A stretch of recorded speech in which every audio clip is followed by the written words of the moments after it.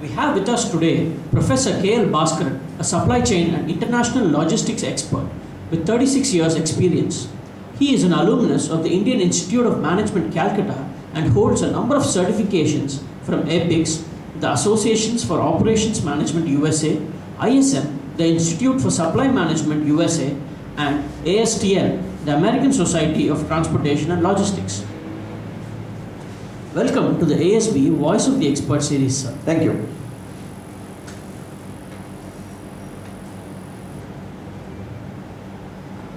In a recent report on industrial production by the United Nations Industrial Development Organization, India has been ranked among the top 10 countries globally.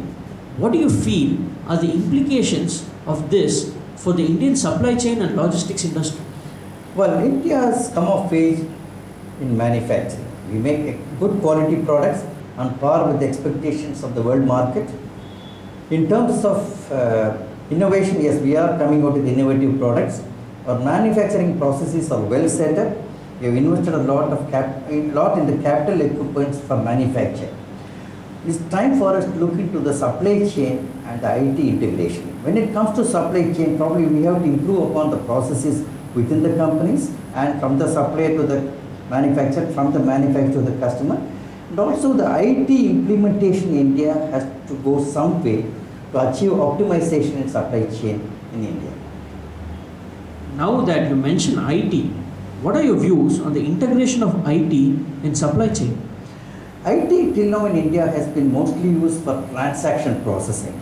We have to come out of this and use IT for this as a decision support system. And also, when I talk about IT in supply chain, one of the core things in supply chain is the integration of the supplier and the customer with the manufacturer. IT should enable the company to integrate the suppliers and the customers with their system, so that when a customer approaches the company, he gets an end-to-end visibility, and he also gets into also the velocity keeps increasing. So when the supplier talks to anybody in the organization, he should be able to answer any question that is posed to him, because he has the entire supply chain network available in front of him. In this year's budget speech, the Finance Minister, Mr. Pranab Mukherjee, touched upon the effect of inefficiencies in supply chain driving up retail prices. Indian agriculture and retail are still tightly protected by legislation. What are your views on this? Well, 35% of the agricultural produce is lost before it reaches the customer. This is a very high figure. It's very alarming. That means if we produce 100 kilograms of potato, only 65 kilograms reach the customer. We have to work towards improving the supply chain of food products in India. We have a long way to go. For example, we don't have enough cold storages. The farmer who is making the produce, he is not advised, or he is not trained on how to store the food items when they are made before they are shifted to the customer. So we have to improve the entire supply chain. We have to reduce the time. We have to improve the storage and supply chain of the food products. You have mentioned the high cost of the logistics industry.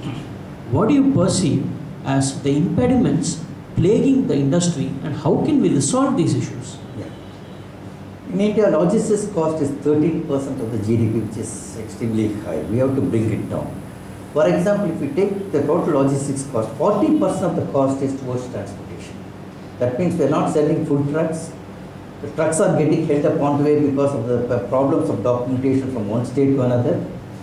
And the roads are not proper. In India, for example, only 6% of the roads are motorable roads. We have 3.3 million kilometers, out of which only 6% are motorable roads. We have only 8,500 kilometers of four-lane traffic in India. So we still have a long way to go in terms of road transportation. Mr. Pranab Mukherjee recently said in the budget we are going to build 20 kilometers of road per day, which is a very positive sign. When it comes to rail transport, though we have the second largest system in the world, still only 30% of the goods are moving by railway. Here there's a big opportunity to increase the share of railways.